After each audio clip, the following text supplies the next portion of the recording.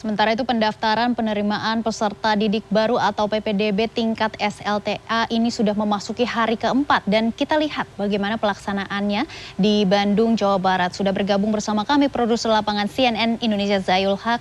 Selamat siang Zayul, bagaimana pelaksanaan PPDB hari ini? Pada hari pertama sempat ada gangguan jaringan di sejumlah lokasi di Jawa Barat. Bagaimana kondisinya saat ini? Ya, selamat siang Maggie. Betul sekali, hari ini proses pendaftaran penerimaan peserta didik baru atau PPDB di Jawa Barat begitu ya. Tahun pelajaran 2024-2025 sudah memasuki hari keempat sejak sebelumnya Senin 3 Juni dibuka dan rencananya akan dibuka sampai hari Jumat 7 Juni 2024. Betul sekali Maggie, pada hari pertama dibukanya pendaftaran PPDB tahun ini banyak dikeluhkan oleh terutama masyarakat ya, khususnya para calon orang tua peserta didik baru yang memang kewalahan begitu ya, bahwa PPDB tahun ini cukup menguras tenaga dan pikiran, ditambah lagi kemudian di hari pertama pembukaan pendaftaran ini jaringan yang ada di PPDB sendiri down ataupun lumpuh begitu, sehingga banyak masyarakat yang kemudian tidak bisa mengakses jaringan tersebut. Bahkan proses pendaftaran yang hanya diberlakukan dari pukul 8 pagi sampai dengan pukul 8 malam ini membuat warga yang lebih memilih misalnya mengupload berkasnya ataupun identitas yang dibutuhkan di tengah malam ataupun di dini hari tidak bisa dilakukan. Nah, tadi juga saya sudah konfirmasi kepada pelaksana harian Kepala Dinas Pendidikan Provinsi Jawa Barat, Ade Afriandi, bahwa dibukanya jam operasional PPDB yang sedianya ini tidak 24 jam tapi hanya 12 jam ya, dari jam 8 pagi sampai jam 8 malam ini karena operator di sekolah ini perlu memverifikasi data kelengkapan identitas yang diunggah begitu, sehingga mereka membutuhkan waktu untuk memverifikasi itu, termasuk juga mengenai keabsahan tentang dokumen yang diunggah.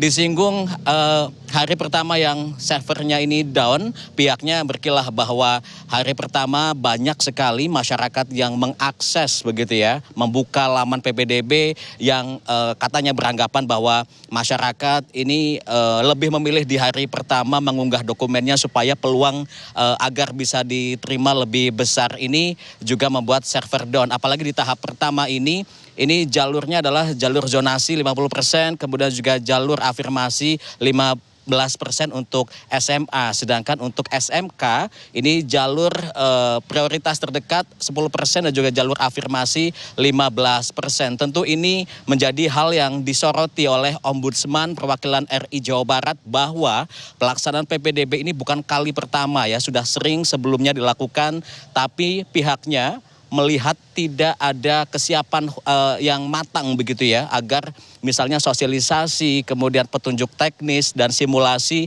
server agar tidak ngedon. Ditambah lagi saluran pengaduan yang diumumkan ini terlalu umum ya, hanya menggunakan laman sapa warga, tidak khusus untuk PPDB, sehingga juga warga khususnya calon orang tua peserta didik kewalahan, sehingga akhirnya masyarakat juga berbondong-bondong datang ke sekolah ya untuk meminta bantuan operator mengupload dokumennya, termasuk bagi mereka yang sebelumnya telah mengunggah dokumen ataupun berkasnya tapi ada kesalahan input, baik berkas yang misalnya DTKS diupload berkas lain, termasuk juga ada kesalahan titik koordinat, maka solusinya adalah pihak sekolah ini menghadirkan ya para orang tua untuk datang ke sekolah untuk memperbaiki dokumen yang salah tersebut. Secara umum memang Maggie, pelaksanaan pendaftaran PPDB tahun ini di Jawa Barat begitu ya berjalan lancar. Data dari Dinas Pendidikan Provinsi Jawa Barat ini sudah ada sejauh ini 217.890 pendaftar ya, baik untuk SMA ataupun SMK yang sudah terverifikasi dari total seluruh kuota jalur ya, ada jalur zonasi, afirmasi, prestasi dan juga pindah tugas orang tua, dengan total di Jawa Barat ini 310.000 lebih peserta didik baru pada tahun ini, dan kita harapkan juga pada saat nanti ya di tahap kedua ini tidak ada lagi kendala-kendala yang terjadi pada hari kemarin, sehingga masyarakat ini bisa mendapatkan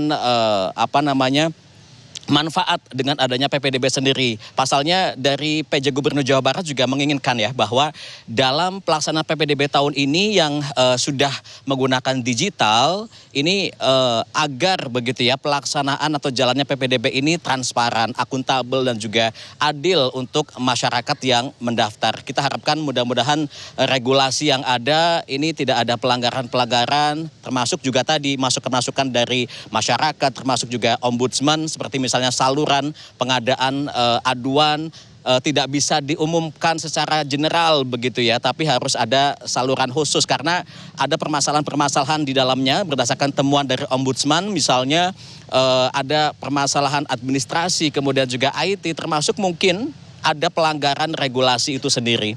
Maggie, kembali ke Anda di studio. Baik, kami akan terus memantau bersama perkembangan pelaksanaan PPDB. Terima kasih Zayul Haq atas laporan Anda, selamat bertugas kembali.